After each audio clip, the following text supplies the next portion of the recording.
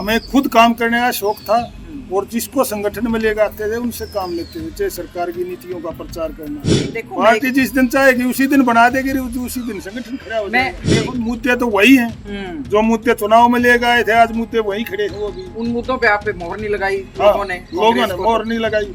अभी फिर उन्हीं मुद्दों को लेकर चले तो ये मुद्दे तो सारे फिर इलेक्शन के टाइम पे ही काम। हम दुख मान के बैठेंगे तो पार्टी खत्म हो जाएगी।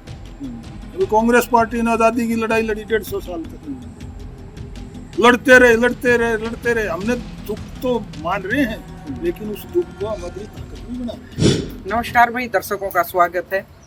बड़ा ठंडा मौसम हो रहा है। अभी बारिश आ रही थी, मैं रास्ते में आ रही थी और अभी हम सरोहा साहब के फार्म हाउस पे हैं। बैयापुर गांव है, शायद सोनीपत के साथ लगता। मैं तो पहली बार आई हूँ यहाँ। सरोहा साहब बड़े कूल मूड में रहते हैं वैसे तो हमेशा, और क्योंकि संगठन में रही है, इनको संगठन की अच्छी खासी पहचान है। पिछले 15 साल के करीब जो खेल प्रकोष्ठ है उसके चेयरमैन भी रहे हैं। जब तक नई कार्यकारिणी बनी तो यही है इनके कंप्यूटर में। मुझे लगता है कि इनका नाम आज भी होना चाहिए। अब तो सरोहा साहब एक बात बताओ, संगठन को लेके ही मैं कवर कर रही हूँ। जब तक संगठन नहीं बनता ना तब तक इतने तरह के सवाल जवाब का सामना कर रहे हैं कि दिलों की धड़कन बढ़ रही कि अब क्या हो। देखो जी, संगठन का होना भी बहुत जरूरी है। पार्टी में संगठन का मतलब होता है संगठित एक होना, वो चाहे परिवार में हो चाहे पार्टी में। वो अगर संगठन के आदमी खड़े करके आप उसको संगठित करना चाहो उससे कर सकते हो। अगर संगठन की जो पार्टी से जुड़े व्यक्ति उनकी सोच ये हो जाए भाई हमने कुछ बड़ा करना है पार्टी के लिए, तो वो ऐसे भी हो सकता है। ये कोई खास बड़ी बात नहीं है। जितना बड़ा तूल संगठन करके दिया जा रहा है ना, ये कोई खास बड़ी बात नहीं है। ये भी डिक्लेयर हो जाएगा, फिर देखा जाएगा कि कितने तोप चलेंगे, फिर क्या क्या चलता है। नहीं, आप तो रहे हो संगठन में। जब सरकार थी, संगठन था, आप खुद खेल प्रकोष्ठ के चेयरमैन रहे, तो आपने किस तरह से लोगों को जोड़ा जो आप कह रहे हो कि इतनी देखो मैंने शोना बनाओ। हाँ, हमने देखो जी 18-20 जिलों में मैंने स्पोर्ट्स सेल का संगठन खड़ा किया और वो आदमी इस बात के साथ जुड़ते थे हमारे साथ, क्योंकि हमें खुद काम करने का शौक था और जिसको संगठन में ले आते थे उनसे काम लेते थे। चाहे सरकार की नीतियों का प्रचार करना है, चाहे गरीब आदमियों की आवाज को उठाना है, चाहे सरकार ने जो घोषणाएं की हैं उनको धरातल पे लागू करवाने के लिए उस बात के लिए प्रचार करना है। लेकिन तो तब तो तरीका होता है। तब आपकी सरकार थी, अब आप सरकार में नहीं है। बिल्कुल। तो ऐसे में अगर संगठन बनता है तो क्या काम कर पाएंगे? क्योंकि अभी तक तो आपका विपक्ष का लीडर नहीं बन रहा है। दिक्कत तो ये है मैडम, ऐसा है विपक्ष का नेता, ये सारी चीजें आज चर्चा का विषय है। हाँ, लेकिन जब ये चीज हो जाएंगी ना फिर आपकी ये सारी चर्चाएं खत्म हो जाएंगी, विराम लग जाता है। हाँ, ये भी हमारी पार्टी की आप ये मान के चलो एक ऐसी सोच दे रखी है भाई इतने कुछ नहीं करते, इतने यही चर्चा चलाए। आप ये मान के चलो, मैं तो यही चर्चा कर रही हूँ। ना तो लीडर ऑफ अपोजिशन कोई खास बड़ी बात है, ना संगठन कोई खास बड़ी बात है। नहीं, देखो पार्टी जिस दिन चाहेगी उसी दिन बना देगी, उसी दिन संगठन खड़ा हो जाएगा। मैं एक बात पढ़ रही थी कि सरकार को कुछ कमेटियां गठित करनी है और उसमें विपक्ष के लीडर का शामिल होना अभी बहुत जरूरी है। तो आप ऐसा क्यों कहते हो कि भाई ये ज्यादा बड़ी बात नहीं? मैं क्यों सोचते हो ऐसा है, जब पार्टी नेतृत्व डबल माइंड हो जाता है ना। कांग्रेस का जो केंद्रीय नेतृत्व इसके अंदर ताकत है आपको नियुक्त करने की, हाँ, आपको नियुक्त करने की भी, हाँ, आपको हटाने की भी।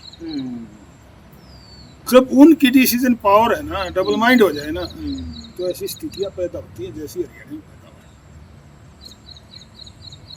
हुई। तो अभी इतनी ताकतवर सरकार है, उसका अगर आप कह रहे हो कि हम तो जनता के मुद्दों के लिए लड़ते हैं, आप अभी ऑफ द रिकॉर्ड भी कह रहे थे, तो कैसे काम चलेगा? सरकार तो जो मर्जी आए फिर वो करेगी, जब उसका मुकाबला करने के लिए कोई है ही नहीं। तो मुकाबला आपसे पहले अभी 7 महीने सरकार बने हुए। अच्छा, साल भर तो इंतजार सभी करते हैं। अच्छा। ठीक है ना, गेहूं का बीज बोने के बाद भी तो 20 दिन इंतजार किया जाता है बालियों का इंतजार होता हाँ, है। और उसके बाद फिर फसल कर लो। अभी देखो मुद्दे तो वही हैं जो मुद्दे चुनाव में ले गए थे, आज मुद्दे वही खड़े हैं वो भी। उन मुद्दों पे आप पे मोहर नहीं लगाई हाँ, लोगों ने, मोहर नहीं लगाई। हाँ। अभी फिर उन्हीं मुद्दों को लेकर चले तो ये मुद्दे तो सारे फिर इलेक्शन के टाइम पे ही काम होते हैं। आज क्या क्या फायदा है, वही कहानी है। आज प्रशासन नहीं है, शासन नहीं है, कोई किसी की सुन नहीं रहा, अपराध अपने चरम पर है, बेरोजगारी अपनी सीमा पार कर चुकी है, कोई मातृ हमारी माताएं बहनें की इज्जत सुरक्षित नहीं है, युवा को सुरक्षा नहीं है, गरीबों को मकान नहीं है, प्लॉट नहीं है। कांग्रेस की जो नीति थी, कांग्रेस की जो योजनाएं थी, 100 गज के प्लॉट देना, पानी की टंकी देना, इंदिरा गांधी विवाह सुगन योजना थी, अनेक लाभकारी योजनाएं जो चलाई थी, इसका तो 10% भी नहीं कर रही है सरकार। और फिर ये सरकार, आप इसको सरकार को सरकार कहते हो ना, ये मैं इसको ठीक नहीं मानता। चलो मैं आपकी बात से ये तंत्र की सरकार है, ये प्रजा की सरकार नहीं है। चलो मैं आपकी इस बात से मानती हूँ, ये तंत्र से चुनी हुई सरकार है, प्रजा के द्वारा चुनी हुई सरकार में इसको मानता है। आपको भी अब अपनी कुछ है ना चेंज करना पड़ेगा ना, टेंडेंसी तो चेंज करनी पड़ती है।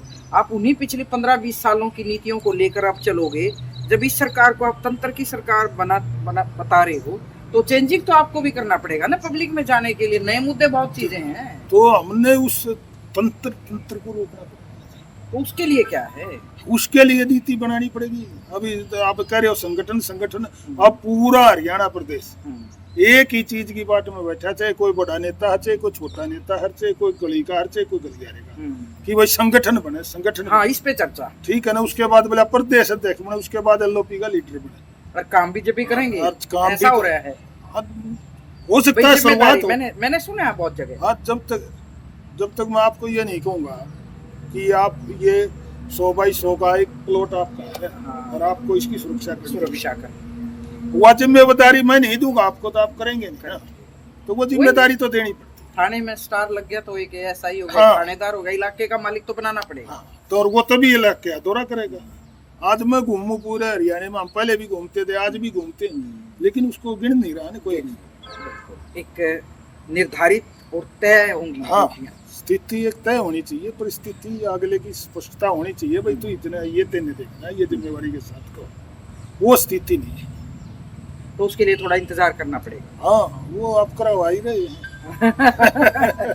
भाई सरोवा साहब के अपने तर्क हैं, लेकिन बात भी इनकी सही में जायज है कि जिम्मेदारी मिले बगैर कोई भी अपने 100 गज के प्लाट की भी अगर सुरक्षा की जिम्मेदारी दी जाए, तो शायद मुझे लगता है कि लाठी लेके वो चौकीदार है उसका तभी करेगा। हाँ, तभी करता है। बाकी संगठन पर घना रोड़ा करने की मेरे ख्याल जरूरत नहीं है। तो काम तो जैसे पार्टी का चलता रहता है, ऐसे ही चलेगा। उसको थोड़ा सोच को बदलना पड़ेगा, तंत्र के साथ लड़ना पड़ेगा, प्रजा के साथ नहीं लड़ना। हाँ। तंत्र के साथ लड़ना पड़ेगा। पहली लड़ाई तंत्र के साथ। हाँ।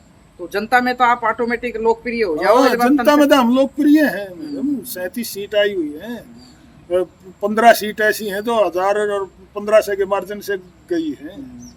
तो तकलीफ वैसे निकल ली अभी आपकी, जो कांग्रेसियों को हारने की तकलीफ तो थी, वो तो निकल ली, उससे तो उभरना पड़ेगा। तकलीफ किस लिए?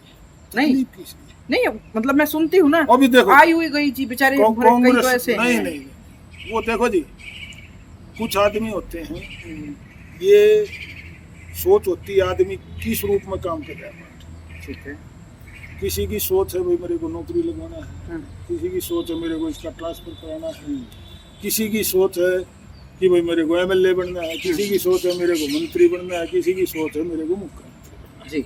और पार्टी में आदमी काम करेगा तो सोच बनना स्वाभाविक उम्मीदें और महत्वाकांक्षा सबकी होती है। लेकिन जो दुख होने के आदमी है, जिनको दुख हुआ होगा, वो थोड़े बहुत ही।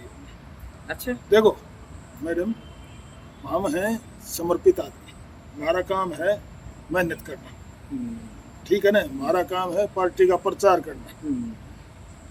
हम दुख मान के बैठेंगे तो पार्टी खत्म हो जाएगी। अभी कांग्रेस पार्टी ने आजादी की लड़ाई लड़ी 150 साल तक, लड़ते रहे। हमने दुख तो मान रहे हैं, लेकिन उस दुख को हम अपनी ताकत भी बना रहे हैं, क्योंकि हमने फिर लड़ना उसी चीज के, डबल ताकत के साथ। हाँ, दुख मान के घर नहीं बैठ सकते, दुख मान के घर बैठेंगे तो ये भारतीय जनता पार्टी सरकार ये तो बिल्कुल तबाह कर देगी पूरे देश को, पूरे प्रदेश को। तो इन पर लगाम कसने के लिए कांग्रेस पार्टी का ये ठीक है, आपकी बात मैं मानूंगा कि दुख तो होता है, लेकिन हमने उस दुख को अपनी ताकत बना के आगे फिर चलिए। लड़ाई। बहुत बहुत शुक्रिया अशोक सरवा जी का। वैसे मतलब मैं ऑफ द रिकॉर्डिंग से जो बात कर रही थी वो भी इनके गजब के तर्क थे कि भी लड़ने के लिए सेनापति को आगे चलना भी बहुत ज़रूरी है, और सेनापति के साथ ये सेना चलती रहे, संगठन के नाम पर इंतज़ार ना करें। ये लड़ाई तंत्र के साथ लड़नी है, सरकार के साथ लड़नी है, और वो डबल ताकत के साथ ये आगे आएंगे।